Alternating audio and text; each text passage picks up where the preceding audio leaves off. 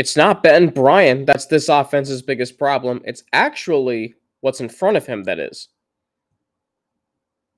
You are Locked On Bearcats, your daily podcast on the Cincinnati Bearcats, part of the Locked On Podcast Network, your team every day.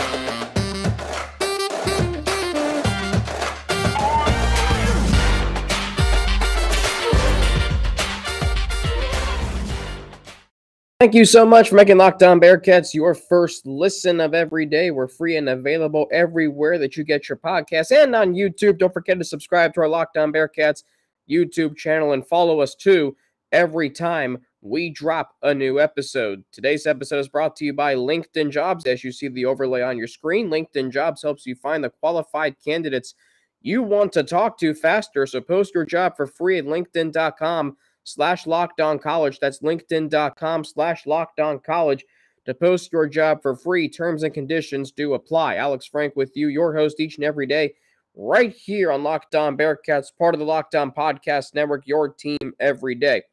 So, the offensive line, let's get right to it. It's not as good as we thought it was going to be. What we thought was going to be maybe the biggest strength of this year's team, outside of the tight end tandem, which has not been, but more glaring, the offensive line is just not as good as last year's. We thought having all five starters returning from the Cotton Bowl last year that it was going to be really good. And instead, it has been anything but. Now, a lot has gone into that, some of which is out of the Bearcats' control. Losing Jake Renfro days before the season opener, something they couldn't control. That was a major blow. Lorenz Metz, last year and this year, a first-team all-conference in the preseason, hasn't played one single snap yet this season. And you wonder why that is. Because we were told in the middle of the season that it was an ankle injury, but is that completely the reason why he hasn't played? I'm not sure. And that's something worth finding out. So, the Bearcats have two replacements in Joe Huber at right tackle, who's been up and down. He looks lost at times. Gavin Gerhardt has filled in admirably. Jeremy Cooper's solid. You haven't heard anything about him or Dylan O'Quinn, so your guards are good. But James Tunstall is inconsistent, which is not good for your blindside tackle if you're Ben Bryant. This offensive line is not bullying teams like they did last year. Remember how good they were last year? John Williams at left tackle, Jeremy Cooper, Dylan O'Quinn, Jake Renfro, Lorenz Metz. It was a solid group, and it just hasn't been the same this year. They're not getting any push in the running game. They can't hold up long in pass protection. So if you want to say that Ben Bryant is the problem and is holding this offense back, that's fine. I would just point out to you that it's not all his fault. It's the offensive line. There was a play on Saturday in the Central Florida game. And having rewatched the game again, I saw that this offensive line, if Ben Bryant is going to sit in the pocket and wait for a receiver to get open, chances are he's going to end up on the ground because this offensive line can't hold up 4 or 5 seconds, right? This offensive line last year for the Bearcats allowed 24 sacks in 14 games. The bigger thing to note, though, is that was only 18 sacks through the first 13 games. The Cincinnati Bearcats, in their first 13 games, allowed less than a sack and a half per game. This year, through 8 games, they have allowed 21 sacks. 21 sacks through 8 games. That is almost 3 sacks per game. That's almost a sack and a half more per game than last year. So if you want to know why this offensive line is not as good as last year's, look no further than that. And you look at the running game, which has struggled. How many times this year has this team struggled to run the football? How many times this year has this team averaged less than 2 yards a carry? It's happened twice. It happened against Indiana, which the Bearcats got away with, and it happened at UCF in a game the Bearcats could not get away with. The running game should still be this team's identity. But right now, this offensive line is not generating any kind of push for the run game. And there might be a lot to that. This offense we know is one-dimensional. Ben Bryant is not a mobile quarterback. And because he's very limited athletically, that puts more pressure on the offensive line to hold up. When you have a pure pocket passing quarterback, and you look over the years at those great quarterbacks, Tom Brady, Peyton Manning, Ben Roethlisberger, what do they all have? Strong offensive lines. The Colts always had a great offensive line. The Patriots always had a great offensive line. They were coached by Dante Scarnecchia, who's the greatest offensive line coach arguably in NFL history. The Steelers, long time, had great offensive lines. Right? That's why Ben Roethlisberger never got sacked. So if you're wondering why this Bearcats offense has become almost stagnant, it's not that Ben Bryant's not a good quarterback. He's averaging almost 2 touchdown passes per game. He's probably going to finish with 22 to 24 touchdown passes on the season, which is going to be nearly double what he threw last year at Eastern Michigan. Ben Bryant's not the problem. He's averaging almost 250 passing yards, over 250 passing yards a game. The problem is the offensive line and its inability to hold up long in pass protection and pave the way for what should be a good running game. That's the problem with this offense right now. And because Ben Bryant is limited athletically, that puts more of an onus on an offensive line that's already subpar, that has been through a lot of flex. This offensive line is very uneven. It's been in flux a lot this season, and it just hasn't been as consistent as last year's. That's plain and simple the reason why this offense is struggling. This offense is struggling because the 5 guys up front are not doing a good job. And it was sort of doomed. I don't want to say doomed, but it took a massive hit right before the season started, when arguably their best offensive lineman, Jake Renfro, went down with a torn meniscus. And Gavin Gerhardt was immediately thrusted into the starting role. And that can take an emotional toll psychologically. Offensive line, I've said it for years, and I'm sure most of you would agree with me, and I'm sure most football pundits would say, the offensive line is the most valuable unit in all of sports. Why? Because they protect the most valuable player in all of sports, and that's the quarterback. Great quarterbacks over the years, Brady, Manning, Montana, Bradshaw, Brett Favre, all had great offensive line play. And you look at great quarterbacks in the past, present, throughout college. Why was Desmond Ridder great? Because he rarely touched the ground. He rarely got hit. Now, his mobility helped the offensive line in 2019. When you don't have a mobile quarterback, that hurts you a little bit. And maybe that's what you don't like about Ben Bryant, and that's understandable. But understand, first and foremost, a quarterback's responsibilities are to throw the football. Not every quarterback is Michael Vick or Lamar Jackson. Most quarterbacks are built to throw the ball first. Most quarterbacks, yes, they're athletes, but they're quarterback first, athlete second. Maybe that's a good way to look at it. This doesn't mean Ben Bryant should be benched. It means you have to work around his weaknesses and the offensive line's weaknesses. And that's where play calling comes into play. We'll get to that in segment 3, because there was a startling stat that I uncovered from rewatching the game. And it is mind-blowing. And if it doesn't get corrected, or I shouldn't say corrected, and if it doesn't even out, if these two teams play again on December 3rd for a conference championship and a New Year's Six Bowl, then the Bearcats are going to get their doors blown off by Central Florida again. So, the offensive line not being nearly as good as last year, we all should have appreciated its greatness. Like, what do we remember the most from last year's team? Desmond Ridder's greatness, Sauce Gardner's dominance, Kobe Bryant's greatness, Alec Pierce's emergence to a second-round draft pick, and maybe a candidate this year in the NFL for Offensive Rookie of the Year. We all remember those.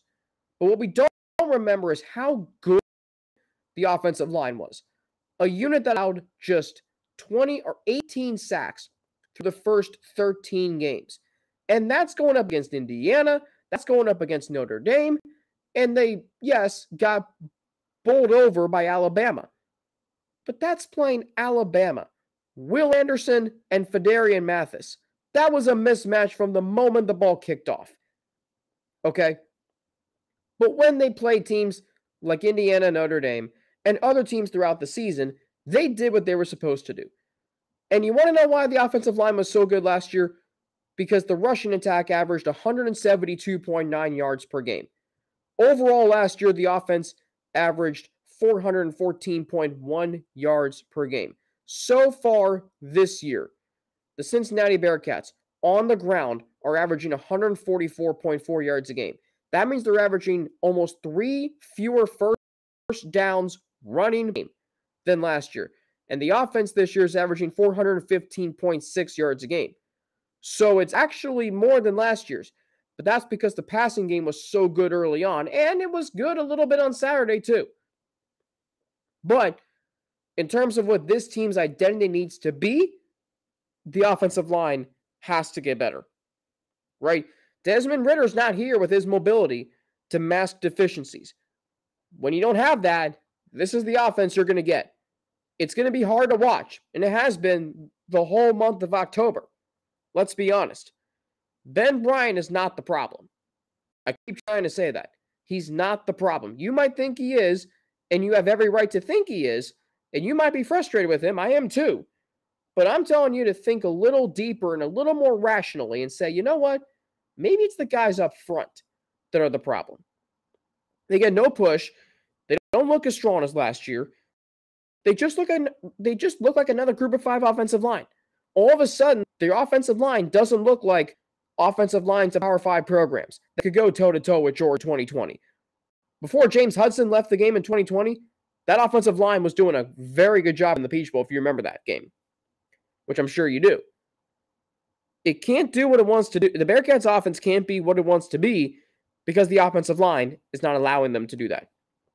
So coming up, how to fix the offense in spite of the offensive line, plus the 2 most startling stats from Saturday's game. We'll get into all of that after a word from LinkedIn. These days, every new potential hire can feel like a high-stakes wager for your small business. You want to be 100% certain that you have access to the best qualified candidates available. That's why you have to check out LinkedIn Jobs, because they help you find the right people for your team faster and for free. I can attest that's how we got an amazing staff at Bearcats Media with some incredible resumes. It's so easy to create a free job post on LinkedIn Jobs. When I transitioned the sports director position to Sean McMahon, my successor, I knew exactly what to do, posting it on LinkedIn. That's what I did. Then add your job in the purple hashtag hiring frame to your LinkedIn profile to spread the word that you are hiring. It's simple tools like screening questions that make it easy to focus on candidates with just the right skills and experience so you can quickly prioritize who you'd like to interview and hire. Got to finish the year strong, right? We're heading towards the home stretch. We're heading towards the end of the regular season in football. We're coming up on the holidays, exciting times. But LinkedIn Jobs is going to help you be ready when that new year hits. It's why small businesses rate LinkedIn Jobs #1 in delivering quality hires versus leading competitors.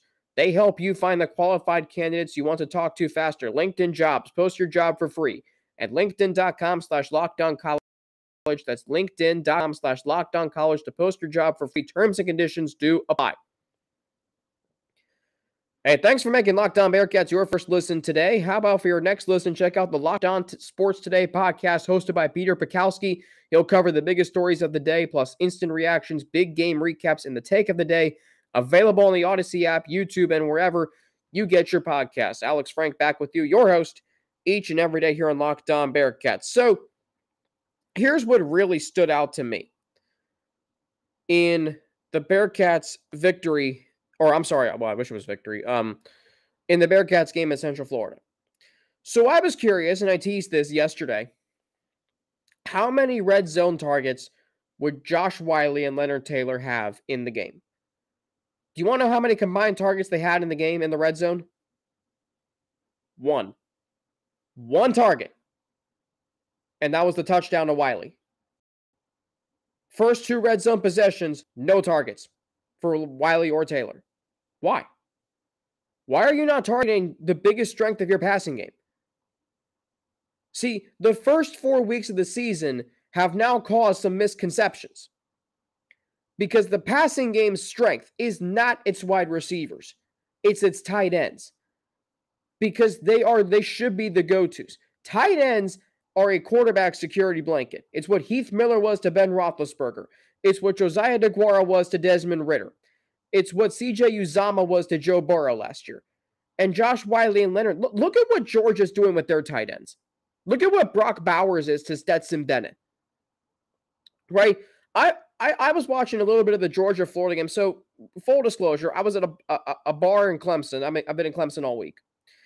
And I was at a bar watching the UC game.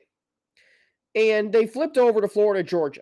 And they showed highlights of the game. They're flipping back and forth. And I'm noticing how Georgia's tight ends are so heavily used within the offense. Right? They lost George Pickens last year to the NFL draft. And their offense arguably is better, not arguably, is better this year than it was last year. Because they know what to do with the weapons they have. They know who they are offensively. They are driven through the tight ends, and Brock Bowers is having an unbelievable season. Why can't the Bearcats do that with Josh Whyle and Leonard Taylor? If the Bearcats went toe-to-toe with Georgia in 2020, and by the way, Whyle had a touchdown that game. If the Bearcats went toe-to-toe with Georgia, and they went toe-to-toe with Alabama, and then after the Arkansas game, they lost by 7, we said, okay, they're still right there. Why aren't they utilizing what so many teams in the SEC are doing? Why aren't they utilizing their 2 best players on offense in the passing game? I hate to tell you, but Tyler Scott is not that. And Tyler Scott struggled a little bit on Saturday. Then again, he may not have been 100%. But there are some balls he should have caught. So if you can't run the ball, and if your quarterback is under duress, which, by the way, I told you all that the key players on defense for UCF, and Robert Griffin III echoed my sentiment on the broadcast. The 2 biggest players were Jeremiah Jean-Baptiste and Tremont Morris-Brash. The 2 players to watch for on Central Florida. And wouldn't you know that it was those 2 players who won the game defensively for the Knights. Statistically in that game, UCF, Tremont Morris-Brash, and Jeremiah Jean-Baptiste. They've played a lot of football together for Central Florida. In the game, Jean-Baptiste, 4 tackles, 2 pass breakups, quarterback hit. Tremont Morris-Brash, 1 tackle, but he had a tackle for loss and a sack and 1 quarterback hit. They made the difference. Jason Johnson, leading tackler, 7 tackles, tackle and a half for loss, half a sack. Josh Seliskar, 5 tackles, a tackle for loss and a sack each. KD McDaniel, fumble forced. That was late in the game. So their defense is good for a reason. One of the top defenses in the country. Because they can get after the quarterback and force turnovers. So when that happens, who are you going to target? Why are you trying to hit out routes to Jaden Thompson, who had a really nice game on Saturday? Why are you targeting Tyler Scott on a bad angle? You should be utilizing guys who get your offense going. That's Whyle and Taylor. Have we seen any RPOs outside of the 3rd and 9 clincher at SMU to Whyle? Have we seen any of those to Leonard Taylor? Like the touchdown last year in the American Championship game that got the Bearcats going in the second half? We haven't seen that this year. All of a sudden, Mike Denbrock leaves. Everybody's happy because Gino Guidugli is now the offensive coordinator, but the tight ends are now not a factor in the offense. I don't think Cincinnati knows who they are offensively. I don't think they know what their identity is. I mean, I tried to describe it last week. They run the ball and they play hard. Those are good characteristics of a good team, but that's not an identity, right? The Bearcats, I think, need to get back to who they are, running the football and going through the tight ends. Because Tyler Scott has been quiet the last 3 weeks.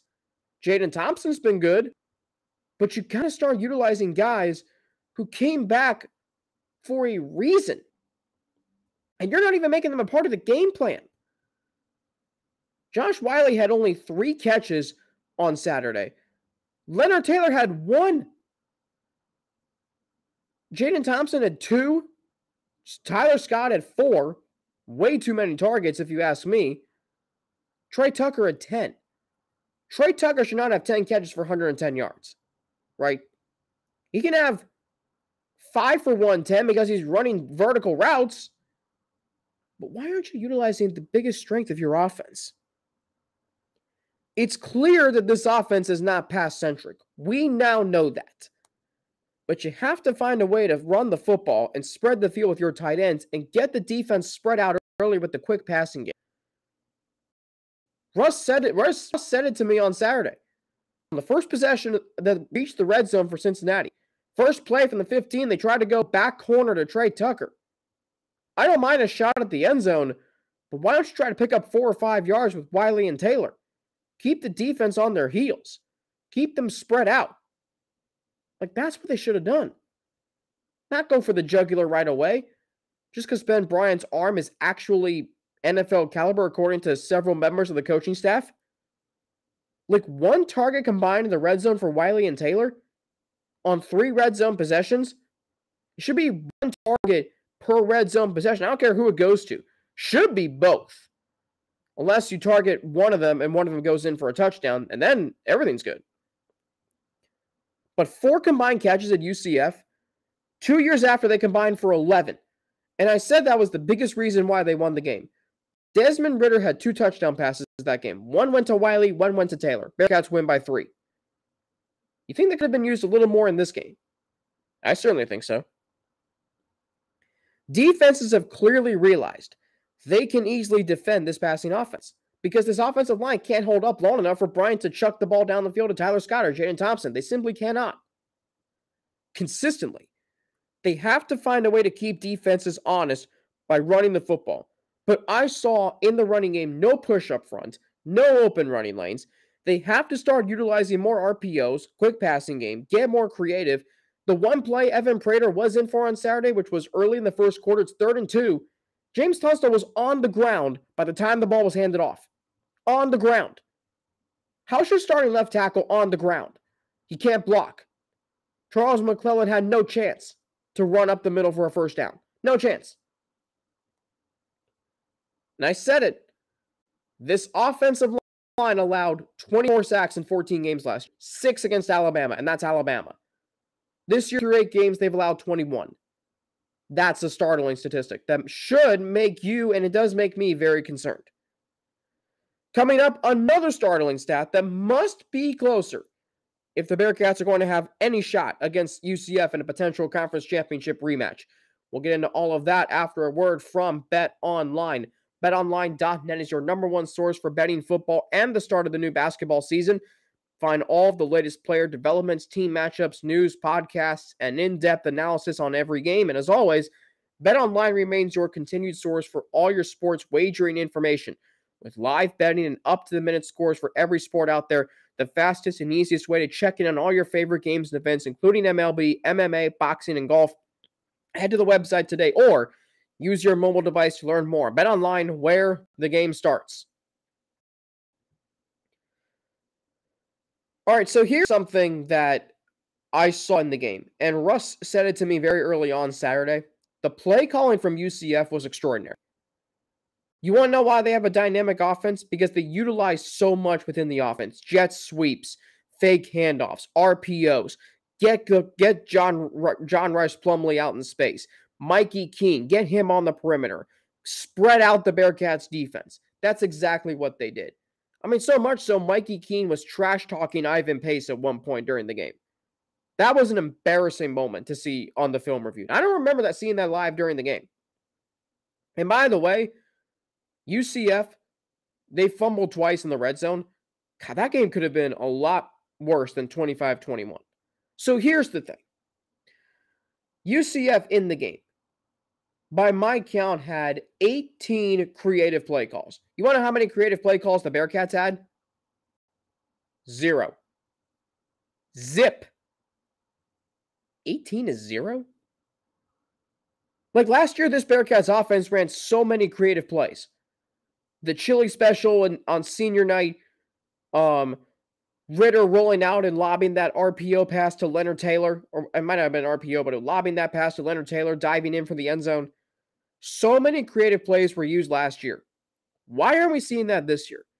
Because we don't have a mobile quarterback? Well, that's where you use Evan Prater. I have said I am not for Bryant being benched. I am for Evan Prater being used in key situations with his legs and his athleticism. Ben Bryant doesn't have that. Right? This should not look like an offense from 2006. Right? I watched the Bearcats 16 years ago when they played Rutgers. They could run a stagnant vanilla-like offense. Everybody did that. Trick plays were rare back then. They are now.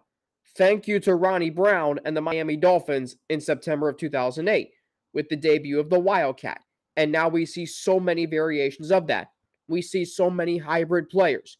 We see so much motion, misdirection, movement on offense. Thanks, Kyle Shanahan and Sean McVay. We don't see that. I mean, we're not seeing that right now with Cincinnati. Like, watch a Chiefs game. Watch the Chiefs game on Sunday night this week against Tennessee. Okay? The Chiefs the last 2 years have lost key pieces from their team that won the Super Bowl in 2019. Going into 2021, they had to replace 2 starting offensive linemen. 2 is hard. The Bengals this year have had to replace 4. But notice, like, the Chiefs' offense, it took them a little bit to get going in 2021, but once they did you see Andy Reid call plays? The amount of ways they used Tyreek Hill or Travis Kelce or, the amount of plays that were creative, trick plays, creative, innovative, motion, active on offense, they made up for their deficiencies on the offensive line because they masked them. They overcame it, right? This year, they lose Tyreek Hill. Their offense still looks pretty dang good. Patrick Mahomes he is in the MVP conversation again. He threw for 423 yards against the 49ers defense, which might be the best defense in football. So there you have it. Like, that is the reason why the Chiefs have never missed a beat on offense, really, the last 2 years. So, remember in February, we were all so excited Gino Guidugli was promoted to offensive coordinator because we all love Guidugli. Former Bearcat, great, I don't want to say ambassador just yet, but you talk about a great, representative for the university, so to speak, because he played for Cincinnati, because he had a lot of success, because his name is on the Ring of Honor, because he groomed Desmond Ridder to being maybe the greatest quarterback in Bearcats football history, although someone did tell me at the bar in Clemson the other day that he thinks Tony Pike is. I'm not going to dispute that. I think Tony Pike, Desmond Ridder, and Greg Cook are arguably, and maybe Gino Guidugli, are the greatest quarterbacks in UC football history. So there's your big 4, Pike, Ridder, Cook, and Guidugli. That's your Mount Rushmore of UC quarterbacks. You've got one of them as the offensive coordinator. The problem is, Gino really hasn't gotten, well, I shouldn't say that. Gino just does not have a lot of creative plays at his disposal. He's relying too much on Ben Bryant's pocket presence and his arm. Right now, Ben Bryant's dinged up. So is Tyler Scott. If that connection's not 100%, shouldn't you utilize more creative plays at the line of scrimmage and within 10 to 15 yards and within the chains? I think so. Right? The offense has become stagnant, not because Ben Bryant's a bad quarterback, but because there's no creativity and flavor within this offense. There's a big difference between, saying the offense is bad because the quarterback's not good, or it's just there's nothing to this offense that makes it hard to defend. And when this team can't run the ball, they got to solely rely on Ben Bryant.